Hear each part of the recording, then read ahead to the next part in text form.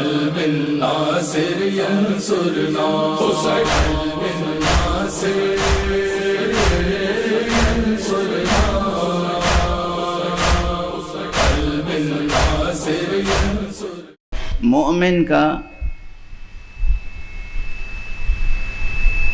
کمال وجودی یہ ہے کہ اس کی نسبت آل محمد سے قائم ہو جائے۔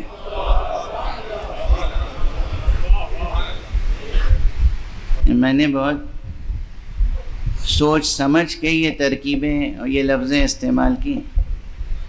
مومن کا، ایک شخص مومن، ایک فرد مومن، اس کا کمال وجودی یہ ہے کہ بس ان سے نسبت قائم ہو جائے۔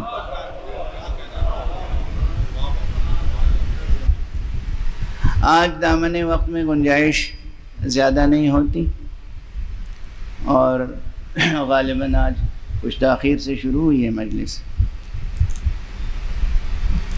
تو میں تفصیل سے کچھ نہیں عرض کر پاؤں گا، لیکن قرآن مجید کی ایک ایسی آیت اس وقت ذہن میں آ گئی جس میں ایک اتھاہ سمندر ہے معانی کا۔ سورہ مبارکہ ابراہیم کی 5ویں آیت ہے، اور ارشاد الہی ہے کہ وَلَقَدْ أَرْسَلْنَا مُوسَىٰ بِآيَاتِنَا أَنْ أَخْرِجْ قَوْمَكَ مِنَ الظُّلُمَاتِ إِلَى النُّورِ وَذَكِّرْهُمْ بِأَيَّامِ اللَّهِ إِنَّ فِي ذَلِكَ لَآيَاتٍ لِكُلِّ صَبَّارٍ شَكُورٍ۔ اس ایک آیت میں متعدد عناوین فکری موجود ہیں، اور ہر عنوان جسے قرآن اپنا لے وہ اپنی جگہ اہم ہوتا ہے، لیکن بطور خاص جو اس آیت میں عناوین آئے ہیں، سوچنے کی ریاضت کر لی۔ یہ فکر جو ہے یہ ایک ریاضت ہے، اور کسی فکری نقطے کو پروان چڑھانا تاکہ وہ نظریہ بن جائے اور پھر عملی رویہ بن جائے، یہ بڑی ریاضت ہے۔ تو پروردگار آپ کو سلامت رکھے۔ اب بس ایک فقرہ عرض کر رہا ہوں، بہت توجہ سے سماعت فرمائیے گا۔ یوں تو کارخانہ قدرت میں منصوبے نامتناہی ہیں، نامتناہی منصوبے، کیا کیا منصوبے ہیں اس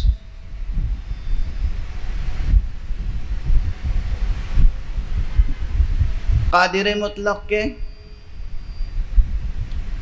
لیکن اگر تمام منصوبوں کو مختصر طور پر 2 فقروں میں بیان کرنے کی کوشش کی جائے تو بس یہ ہے کہ پروردگار کا تکوینی ایک منصوبہ ہے اور ایک تشریعی۔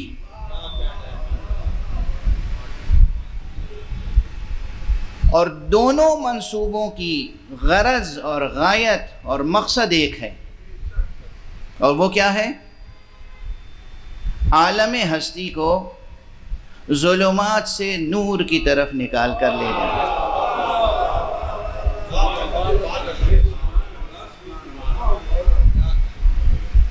حضرت حق سبحانہ و تعالی کا تکوینی منصوبہ بھی یہی ہے کہ مخلوقات کو ظلمات سے نکال کر نور تک لے جائے، اور تشریعی منصوبہ بھی یہی ہے کہ مخلوقات خود ظلمات سے نکل کے نور تک پہنچیں۔ اسی لیے میں نے کہیں یہ بات کہی ہے کہ عموماً بحثیں ہوتی ہیں اللہ کے نوری بندوں کے لیے کہ وہ نوری ہیں یا نہیں ہیں۔ میں کہتا ہوں کہ یہ سوال نہ کیجئے مجھ سے کہ وہ کیا ہیں، ان کی کنہ حقیقت آپ کی سمجھ میں آنے والی نہیں ہے۔ آپ اس پر ضرور غور کریں کہ آپ خاکی ہیں۔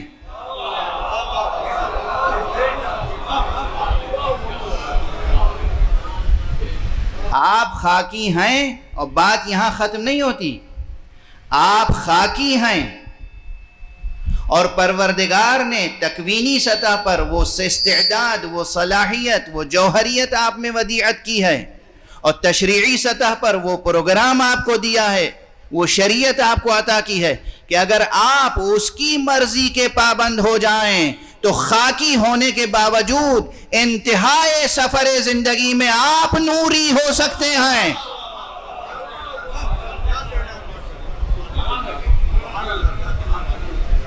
میں سمجھتا ہوں کہ پیغام تو یہی 2-3 جملوں میں مکمل منتقل ہو گیا آپ تک۔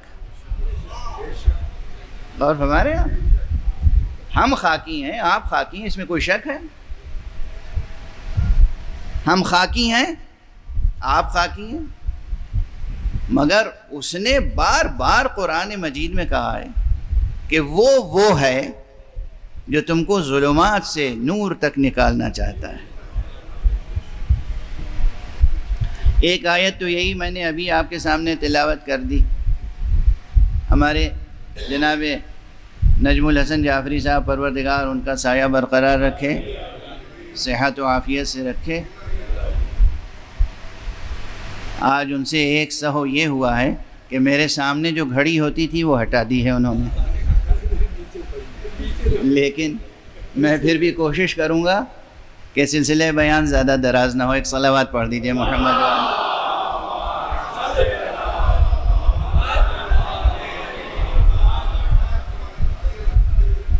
اب ایک آیت تو یہ میں نے سورہ ابراہیم کی آپ کے سامنے عرض کی، تلاوت کرنے کا شرف حاصل کیا۔ وَلَقَدْ أَرْسَلْنَا مُوسَىٰ، اور ہم نے موسیٰ کو بھیجا بِآیاتنا، اپنی نشانیوں کے ساتھ، معجزات کے ساتھ۔ کس لیے بھیجا؟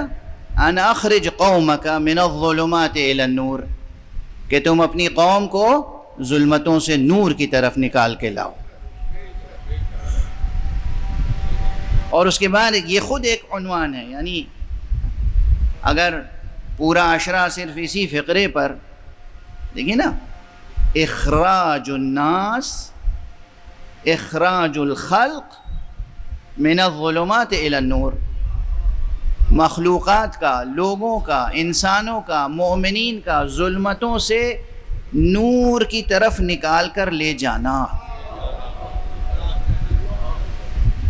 یہ ایک سطر کتنی تشریح چاہتی ہے، کتنے غور و فکر کی ضرورت ہے اس پر۔ ظلمات سے مراد کیا ہے؟ ظلمات جمع ہے، اور عجب یہ نکتہ ہے، قرآن مجید میں بار بار ظلمات جمع کے صیغے میں آیا ہے کلمہ، نور ہمیشہ واحد کے کلمے میں ہے۔ تو ظلمتوں سے نکالنا اور نور تک پہنچانا، نور تک لے جانا۔ جناب موسیٰ کو یہ حکم دے رہا ہے پروردگار کہ ہم نے معجزے تمہیں دیے، نشانیاں دی، توریت دی، آیات دیے ہیں اپنے، تاکہ تم ان اخرج قومک، کہ تم اپنی قوم کو نکالو، من الظلمات الی النور۔ آپ حضرات کو انشاءاللہ آیت الکرسی تو آپ کے ورد میں شامل ہوگی۔ آیت الکرسی کے بعد جو 2 آیتیں اور پڑھتے ہیں اس میں کیا ہے؟ اللہ ولی الذین آمنوا، کیا ہے اس کے بعد؟ اللہ ولی الذین آمنوا یخرجہم من الظلمات الی النور۔ اس نے خود اپنا کام بتا دیا۔ مومنین وہ ہیں کہ جن کی ولایت ذات حق سبحانہ و تعالی میں منحصر ہے، وہ ہے ولی، وہ ہے آقا، وہ ہے سرپرست۔ اب یہاں تو یعنی اللہ ولی الذین آمنوا میں مجھے نہیں معلوم کہ کسی میں اتنی جرأت ہو جو کہے کہ اللہ ایمان لانے والوں کا دوست ہے۔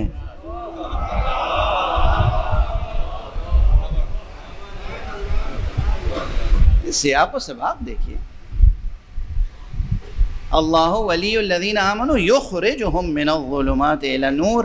اللہ ایمان لانے والوں کا ولی ہے، یعنی ہر اعتبار سے سرپرست ہے، بدون استثناء، بلا استثناء، ہر اعتبار سے وہ سرپرست ہے، حاکم ہے، آقا ہے، مولا ہے، مالک ہے.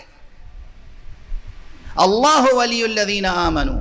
اور کرتا کیا؟ یخرجہم، وہ نکالتا ہے انہیں ظلمتوں سے نور کی طرف. خود وہ نکالتا ہے ظلمتوں سے نور کی طرف. نبی کو اپنے حکم دے رہا ہے کہ نکالو انہیں ظلمتوں سے نور کی طرف.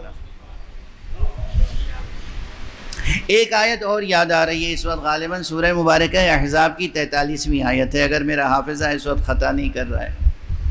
هو الذی یصلی علیکم وملائکتہ لیخرجکم من الظلمات الی النور.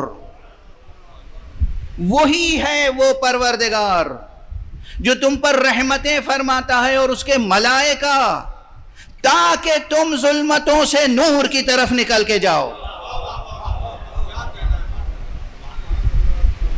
غور فرمایا آپ نے. اب اس مضمون کی تکرار، یہ عربی والی تکرار ہے، اردو نہیں. تکرار یعنی کسی چیز کو بار بار کہنا، مکرر کہنا. جو لوگ ادبی ذوق رکھتے ہیں، شعری ذوق رکھتے ہیں، وہ شعراء سے مکرر ارشاد کہتے ہیں نا.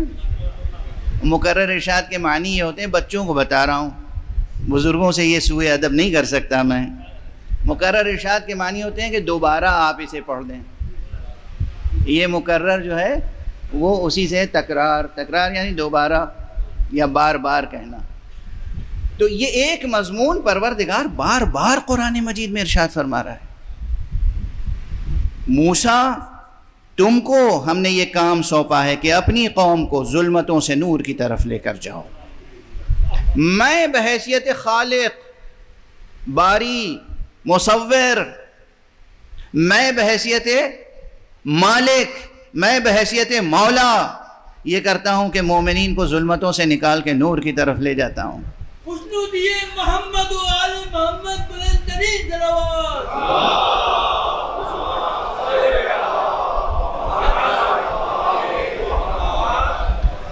پھر یہ کہ هو الذی یصلی علیکم. دیکھیں سورہ احزاب ہی میں وہ آیت بھی موجود ہے جس کے متعلق میں عرض کیا کرتا ہوں، اور اس وقت بھی دل چاہ رہا ہے کہ عرض کر دوں. کئی بار عرض کر چکا ہوں مختلف ممبروں پر، مختلف مقامات پر، لیکن یہ آج پہلی ہی مجلس ہے اس سفر میں، تو پھر عرض کر رہا ہوں. اور اسے آپ ایک گراں قدر تحفہ سمجھ کر لے جائیں. یہ جو آیہ صلوات ہے، ان اللہ وملائکتہ یصلون علی النبی یا ایہا الذین آمنوا صلوا علیہ وسلموا تسلیما.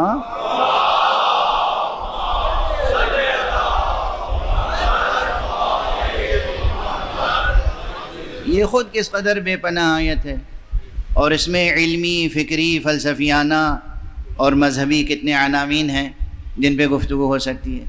لیکن جو جملہ میں نے کہا تھا وہی دہرا رہا ہوں، کوئی تازہ بات چھیڑنے کا وقت ہی نہیں ہے اس وقت.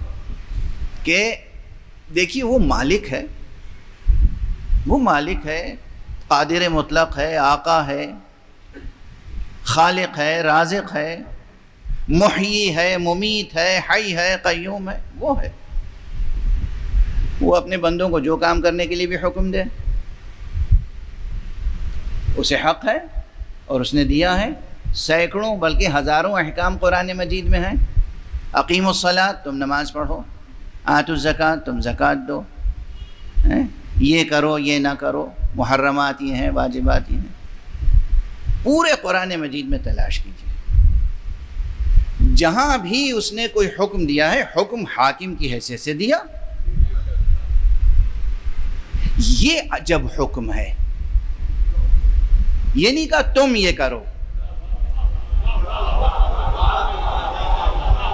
خدا جتنا میں سوچتا ہوں لطف کبریا، اور اس کے بعد مقام و مرتبہ سید المرسلین، حضور کا مرتبہ ابھر کے سامنے آتا ہے. دیکھو میرے بندو، دیکھو مومنوں، دیکھو مسلمانوں، میں یہ کرتا ہوں، میرے مخصوص فرشتے یہ کرتے ہیں، تم بھی کیا کرو۔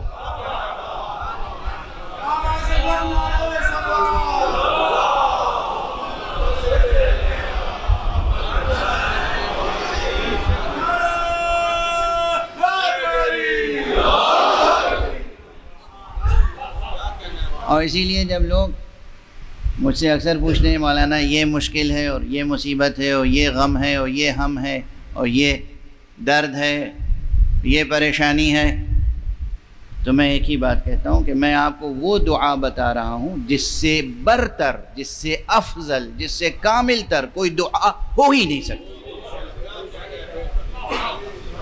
یعنی عقیدت میں نہیں کہہ رہا ہوں، ذوق، ذاتی ذوق کے تحت نہیں کہہ رہا ہوں، یہ حقیقت قرآن کی آیت ہے۔ آخر ان اللہ، بے شک، بالتحقیق خدا، وملائکتہ، اور اس کے مخصوص ملائکہ، اس نبی کی ثنا کرتے ہیں، اس نبی پہ صلوات بھیجتے ہیں، اس نبی پہ درود بھیجتے ہیں۔ اے ایمان لانے والو، تم بھی صلوات بھیجا کرو، تم بھی ثنا کرو، تم بھی۔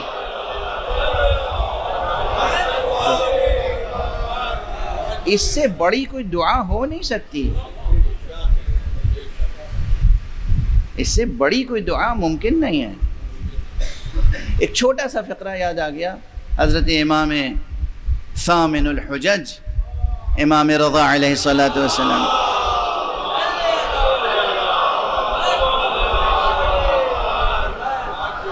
آپ نے ایک جگہ ایک دعا میں اس طرح سے ارشاد فرمایا ہے کہ اللہم صلی علی محمد و آل محمد، اور اس کے بعد وہ عبارت آگے بڑھتی ہے، وہ کہتے ہیں یا من شرفت الصلاة بالصلاة علیک، اے وہ ہستی جس کے اوپر درود کے سبب سے یہ نماز باشرف ہوتی ہے۔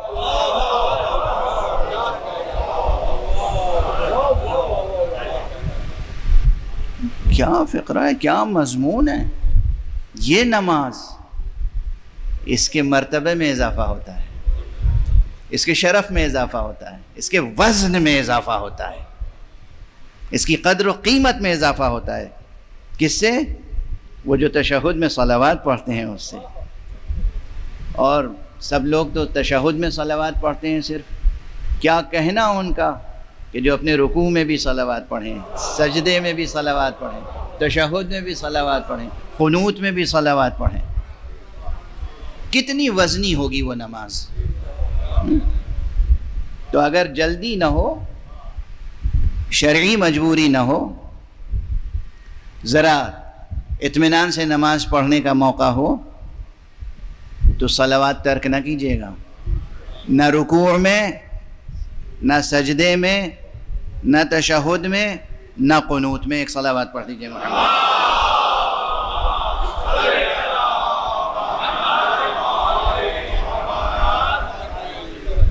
تو یہ ایک درمیان میں بات آ گئی۔ اسی سورہ مبارکہ میں، یہ سورہ احزاب، جس میں یہ آیہ صلوات ہے، یہ آیہ صلوات ہے پیغمبر کے لیے اور اہل بیت پیغمبر کے لیے۔ اسی میں آیہ صلوات ہمارے اور آپ کے لیے، هو الذی یصلی علیکم وملائکتہ لیخرجکم من الظلمات الی النور، وہی ہے وہ پروردگار کہ وہ اور اس کے فرشتے تم پر رحمتیں نازل کرتے ہیں تاکہ تم ظلمتوں سے نکل کر نور تک پہنچو۔ خدا کی قسم، آج یہ اس وقت ممبر پر آتے آتے یہ آیت ذہن میں آئی، اور پھر میں عرض کر رہا ہوں کہ آپ سوچتے رہیے، جو دانشور ہیں، جو سائنٹسٹ ہیں، جو مفکر ہیں، فلسفی ہیں، ادیب ہیں، سوچتے رہیں صرف یہ عنوان، ظلمتوں سے نور کی طرف اخراج۔ کتنا ریاض فکر چاہیے، کیسی ریاضت فکر چاہیے، کتنی گہری سوچ درکار ہے، کتنی بلند سوچ درکار ہے۔ اور پھر سوچ صرف نہیں، کامل ترین نظریہ وہی ہوتا ہے جو قابل عمل ہو۔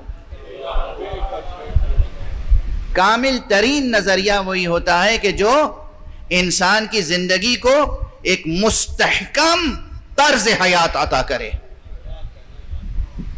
وے آف لائف، یہ وے آف لائف کہاں سے آتا ہے؟ سوچ سے۔ سوچ ایسی مستحکم ہو کہ اس سے طرز عمل بھی حاصل ہو جائے انسان۔ بہرحال اب یہ بے پناہ مضمون ہے کہ وَلَقَدْ أَرْسَلْنَا مُوسَىٰ بِآيَاتِنَا أَنْ أَخْرِجْ قَوْمَكَ مِنَ الظُّلُمَاتِ إِلَى النُّورِ، ہم نے موسیٰ کو بھیجا اپنی نشانیاں دے کر، اپنی آیتیں دے کر، اپنے معجزے دے کر کہ تم اپنی قوم کو ظلمتوں سے نور کی طرف لے کر جاؤ۔ ایک یہ عنوان۔ اب یہاں ٹھہر جاؤں اور دامن بحث کو سمیٹ لوں اس وقت۔ میں نے عرض کیا تھا ابتدائی گفتگو میں کہ اللہ سبحانہ و تعالیٰ کا ایک تکوینی منصوبہ ہے اور ایک تشریعی۔ تشریعی منصوبہ یہ ہے کہ ہم آپ سب جو ہمیں تعلیم کیے گئے ہیں عبادات، رسوم عبادات، مراسم شرعیہ، ان میں سے ہر ایک الگ الگ نظر آتا ہے۔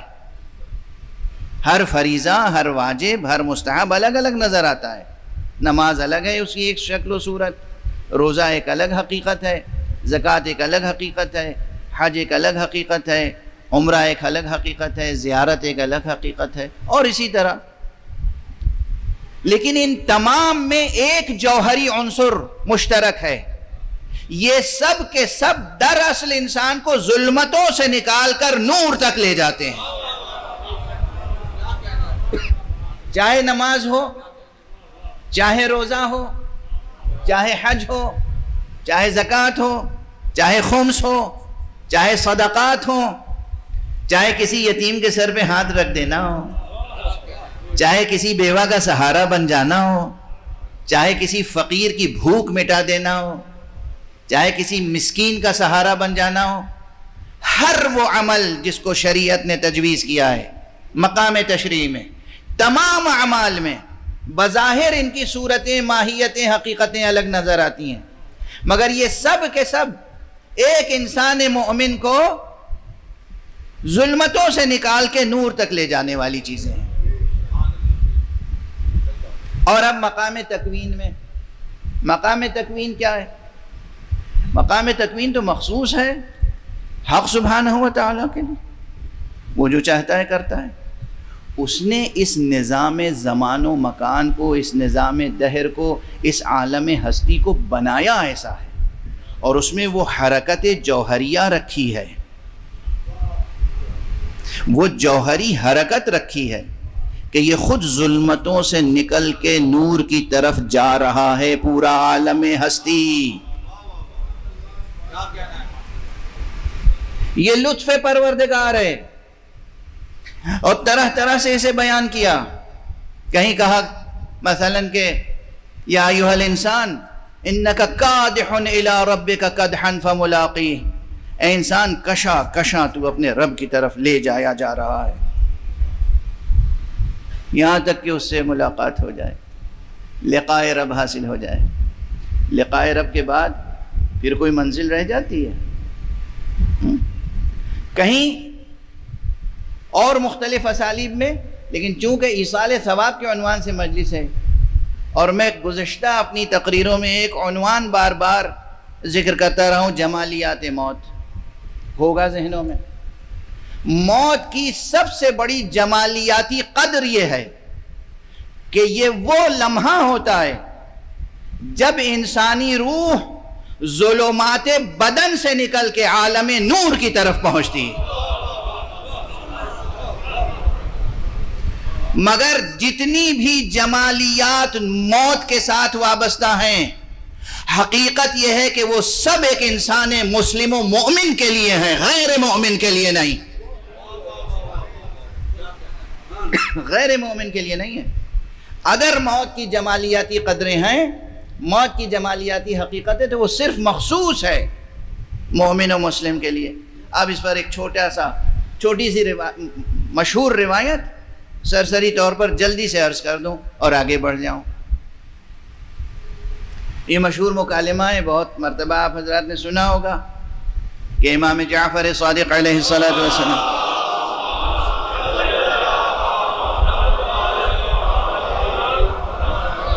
سے ایک اپنے وقت کے اس وقت کے ملحد نے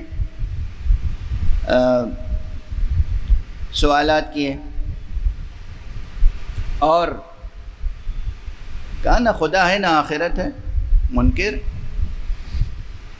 آپ جو یہ سب کر رہے ہیں محنت، یعنی اب میں کیا کہوں، یہ الفاظ ادا کرتے ہوئے اچھا نہیں لگتا، لیکن جیسے آج کل بھی یہ بار بار بات کہی جاتی ہے، فضول نمازیں پڑھ رہے ہیں، تلاوتیں کر رہے ہیں، حج کے لیے جا رہے ہیں، سعی کر رہے ہیں، طواف کر رہے ہیں، کیا ہے سب؟ ارے نہ خدا ہے نہ آخرت ہے، فضول اپنی زندگی گویا برباد کر رہے ہیں، نعوذ باللہ، نقل کفر نہ باشد۔ ارے بھائی یہی زندگی ہے، یہی دنیا ہے، یہی حیات ہے۔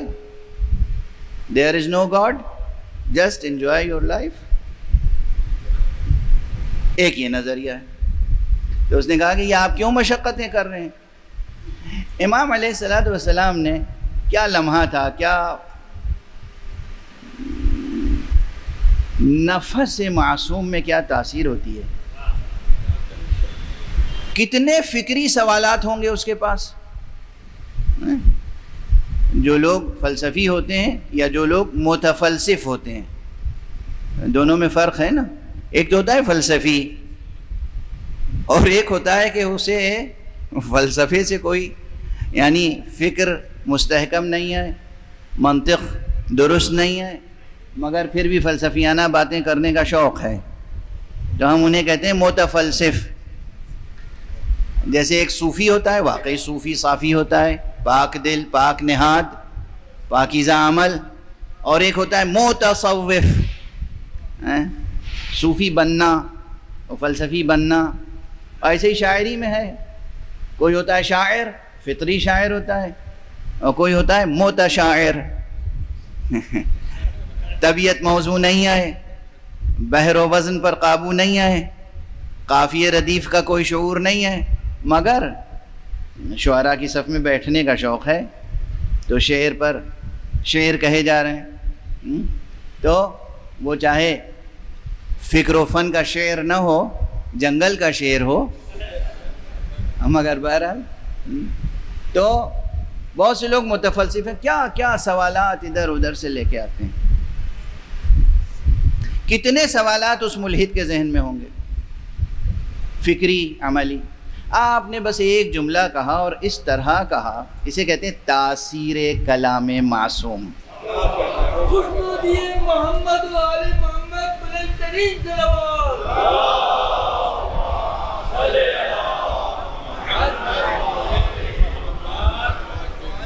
کہا بھائی معاملہ بہت آسان ہے، سادہ ہے، تم ہمارا غم نہ کھاؤ۔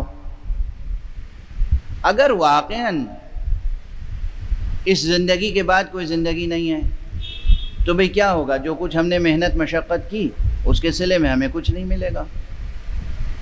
لیکن اگر واقعاً ہے، اگر خدا ہے، اگر آخرت ہے، اگر بہشت ہے، اگر فردوس اعلیٰ ہے، اگر یہ تمام وعدے آسمانی کتابوں میں جو کیے گئے ہیں سچ ہیں، تو ہم نے تو جو کچھ کیا ہے ہمیں ملے گا۔ اس وقت تم کیا کرو گے؟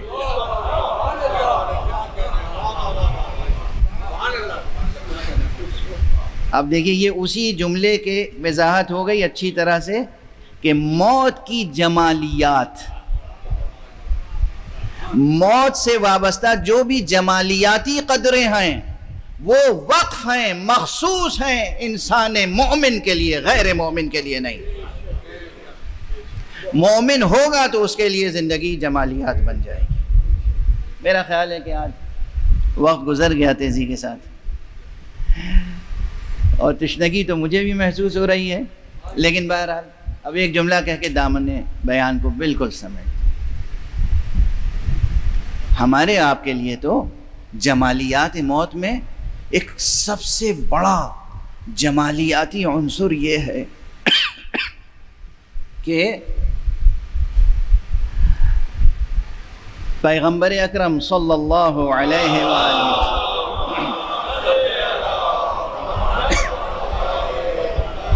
اور امیر المؤمنین امام المتقین علی ابن ابی طالب علیہ الصلوۃ والسلام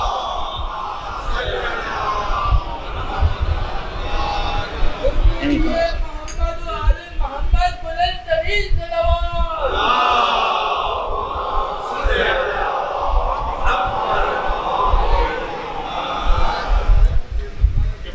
دونوں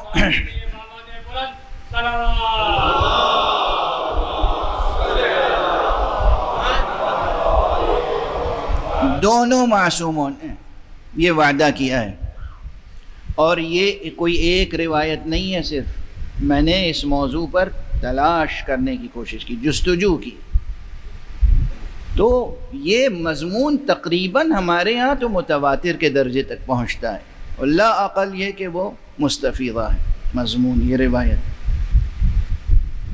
کہ معصوم نے وعدہ کیا ہے کہ اس دنیا سے نہیں اٹھے گا کوئی مومن، موت کی آغوش میں راحت کی نیند سوئے گا نہیں جب تک کہ جلوہ علی دیکھ نہ لے۔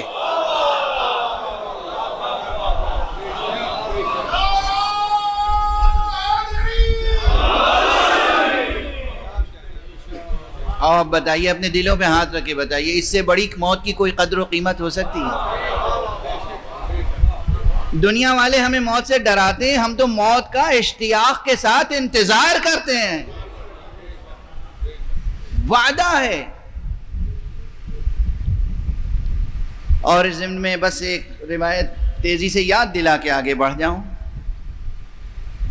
جناب امیر المومنین علیہ السلام کے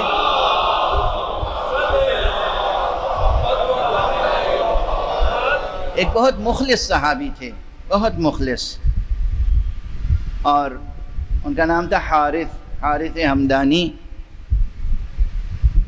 بہت مخلص اور سن رسیدہ۔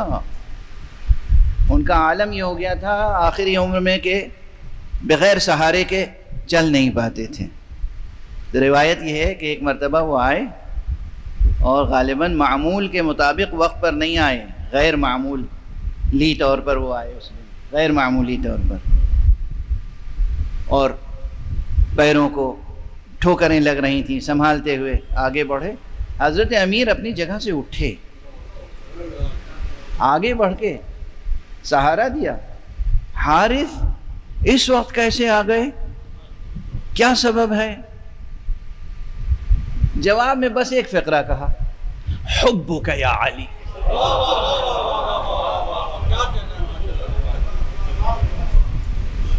علی تمہاری محبت کھینچ کے لائی۔ امام نے انہوں کو بٹھایا، اچھا تو پھر سنو، میری محبت ہے تمہیں تو بس میری محبت کا انعام سن لو۔ اے حارث، کوئی مومن اور منافق اس دنیا سے جائے گا نہیں مگر یہ کہ وہ موت کے وقت مجھے دیکھے گا۔ مومن مجھے اس شکل میں دیکھے گا جو اس کے لیے فرحت کی بات ہوگی، مسرت کی بات ہوگی، راحت کی بات ہوگی، تسلی کی بات ہوگی، تقویت کی بات ہوگی، اور منافق مجھے اس شکل میں دیکھے گا کہ اس کی موت ہی اس کے لیے عذاب بن جائے گی۔ پھر دہرا دوں آپ کے سامنے یہ جملہ جو بھی کہا تھا کہ موت کی جتنی جمالیاتی قدریں ہیں مومن کے لیے مخصوص ہیں، غیر مومن کے لیے نہیں۔ وہی روح مبارک علی ہے، مومن دیکھے گا تو اس کے لیے تقویت دل کا سرمایہ ہوگا، منافق دیکھے گا تو پھر اس کے لیے وہیں سے عذاب علیم شروع ہو جائے گا۔ اور صرف یہی نہیں فرمایا، کہا کہ حارث میں موت کے وقت نظر آؤں گا اور مومن مجھے پہچانے گا اپنی نظر سے۔ اور میں اسے جانوں گا اور پہچانوں گا اس کے نام سے، اس کے کردار سے، اس کے لقب سے، اور صرف مرتے وقت نہیں، جب صراط سے گزرو گے تب بھی مجھ سے ملاقات ہوگی، اور جب حوض پہ پہنچو گے تب بھی مجھ سے ملاقات ہوگی، اور جب آتش جہنم کے قریب سے گزارے جاؤ گے تو میں آواز دوں گا کہ اے دوزخ، اے نار جہنم، اس کی طرف نہ لپکنا، یہ میرا ہے۔ مفصل حدیث ہے۔ اب آپ فرمائیے کہ اس سے بڑھ کر کوئی جمالیات موت ہو سکتی ہیں؟ میں فضائل پڑھ رہا ہوں اور آپ حضرات کی آنکھوں میں آنسو آ گئے، حالانکہ ابھی محرم کا چاند نمودار نہیں ہوا ہے۔ دوسرا فقرہ جو ہے اس آیت کا، بس اب اس کا ترجمہ کر دوں اور پھر چند جملے مصائب کے عرض کر دوں، اور کل انشاءاللہ پھر اسی آیت پر جو باقی کچھ نکاتیں عرض کروں گا۔ وَلَقَدْ أَرْسَلْنَا مُوسَىٰ بِآيَاتِنَا أَنْ أَخْرِجْ قَوْمَكَ مِنَ الظُّلُمَاتِ إِلَى النُّورِ، اور ہم نے موسیٰ کو بھیجا اپنی نشانیوں کے ساتھ کہ اے موسیٰ تم اپنی قوم کو ظلمتوں سے نور کی طرف نکالو، اور وَذَكِّرْهُمْ بِأَيَّامِ اللَّهِ، اور ان کے سامنے ذکر کرو، یاد دہانی کراؤ ایام خدا کی، ایام اللہ کی۔ یہ ایام اللہ کا عنوان خود ایک بے پناہ عنوان ہے۔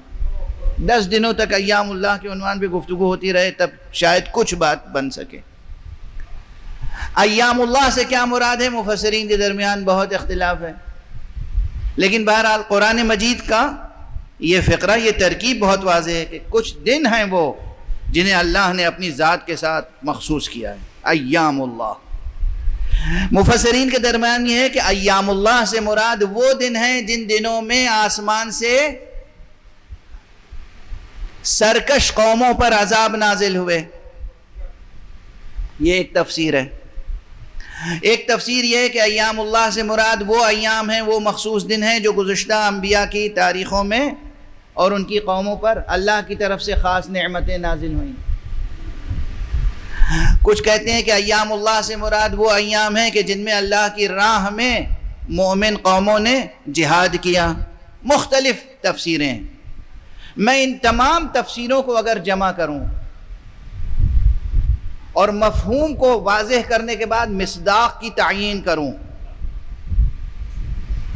تو تمام اوصاف ہمیں محرم کے 10 دنوں میں نظر آتے ہیں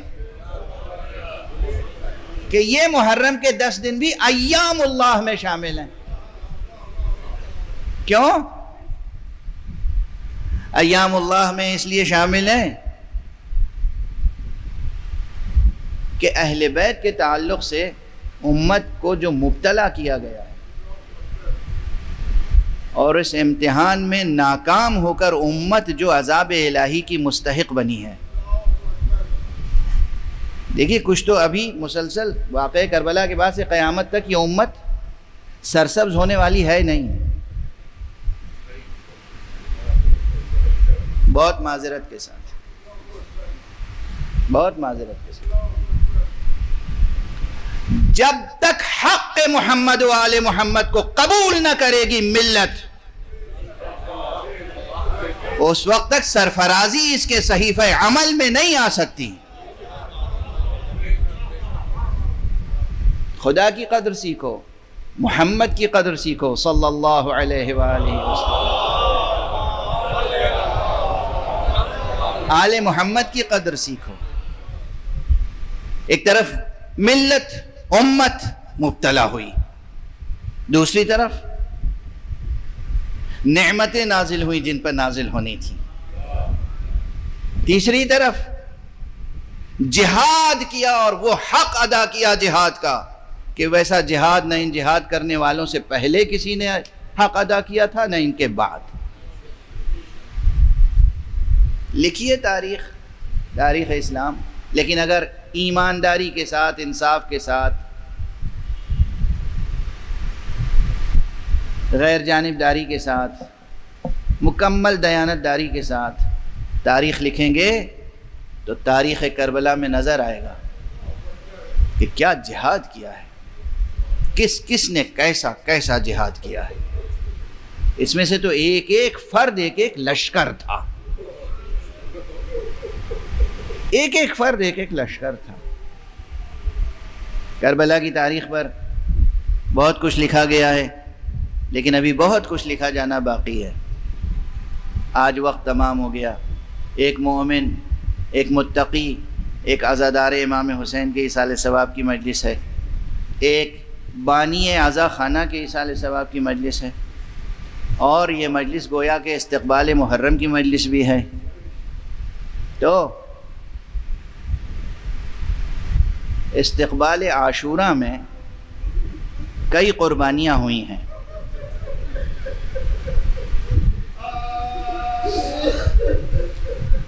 اور ہر قربانی اپنی جگہ عظیم قربانی۔ روایتیں، بیانات، تفصیل سے تاریخ آپ سنتے رہتے ہیں، میں تو بس اشارے کرتا ہوں نا۔ ابھی کہا نہیں ہے میں نے کچھ، لیکن آپ کی آنکھوں میں آنسو بھی ہیں اور آپ کی آوازیں بھی بلند ہیں۔ میرا جی چاہ رہا ہے کہ بس چند فقرے اس وقت سفیر حسین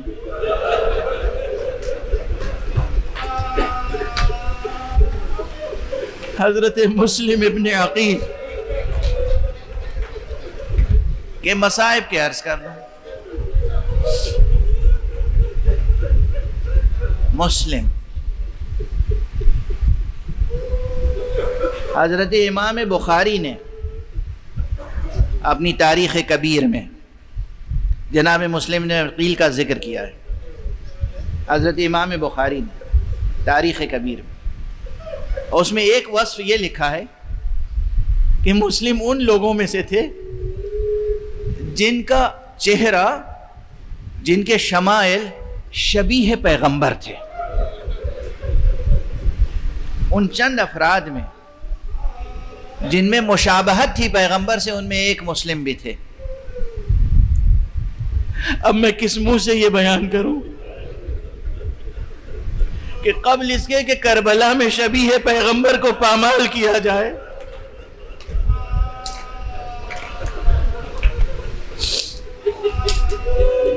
ایک اس شبیہ پیغمبر کے ساتھ کیا سلوک کیا گیا ہے کوفے میں، تفصیلات سب آپ کی سنی ہوئی ہیں۔ میں تو بس 2-3 فقرے عرض کروں گا کہ جب بے پناہ جنگ کر لی جناب مسلم نے، اور فریب دے کر دھوکہ بنا کے انہیں گرفتار کیا گیا اور طاغوت وقت کے دربار میں پیش کیا گیا، اور اس نے حکم دیا کہ انہیں قصر حکومت کی بلندی سے لے جا کر زمین پر پھینک دو۔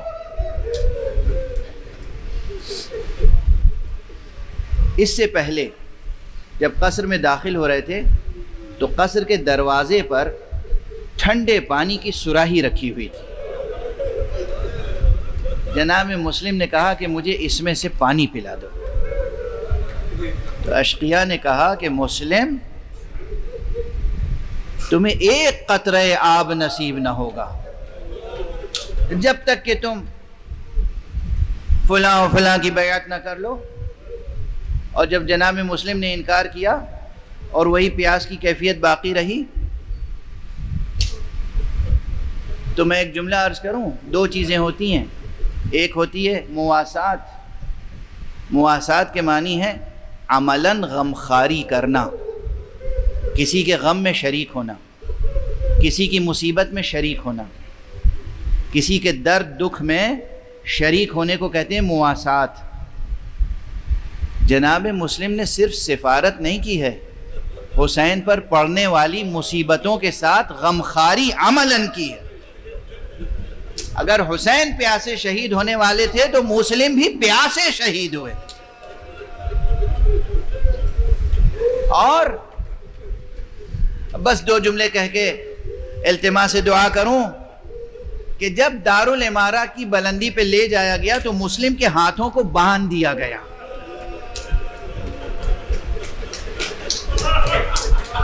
اور جب سر مبارک قلم کیا گیا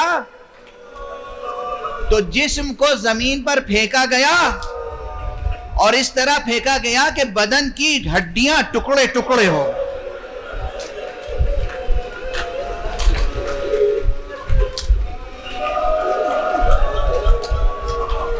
اور یہ پہلا قربان ہونے والا شہید امام حسین کی راہ میں، امام حسین کے اس معجزہ کربلا کے مقدمے میں یہ وہ تھا کہ سر مبارک کو الگ پھینکا گیا، بدن مبارک کو الگ پھینکا گیا، سر کو الگ ایک نیزے پر معلق کیا گیا، بدن کو الگ سولی پہ چڑھایا گیا. اور یہ سب تو ہوا، لیکن اس کے ساتھ ساتھ جو اس شبیہ رسول کے ساتھ جو بات سن کر غالباً کوئی غیرت مند انسان صبر نہیں کر سکتا کہ ان کے قدموں میں رسیاں باندھ کر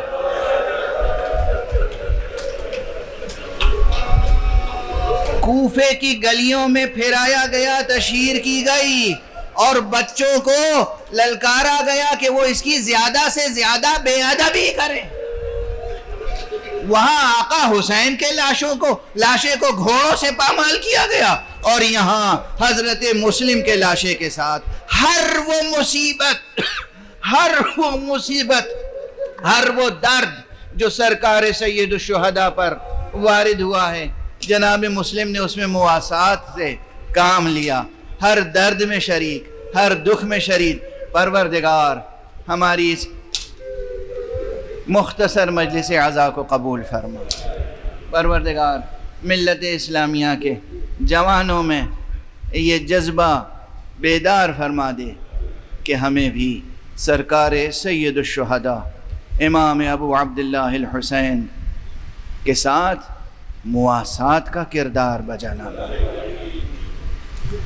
پروردگار مرحوم و مغفور سید علی متقی کی روح کو بلندیاں عطا فرما، جناب سید نجم الحسن جعفری صاحب کو صحت عطا فرما، طول عمر عطا فرما، اور جتنے حضرات یہاں تشریف فرمائے اور جہاں جہاں تک آواز پہنچ رہی ہے، پروردگار جتنے ماتمیان شہ مظلوم ہیں، جتنے عزاداران امام حسین ہیں، جتنے سوگواران اہل بیت ہیں، ان کی توفیقات میں اضافہ فرما. پروردگار ان کی عبادت اعضاء قبول فرما، ان کی جملہ دیگر عبادات کو قبول فرما. پروردگار اپنے ولی آخر کو اذن ظہور عطا فرما اور ان کے ہاتھوں سے اپنی رحمت و رافت و عدالت کا پرچم لے.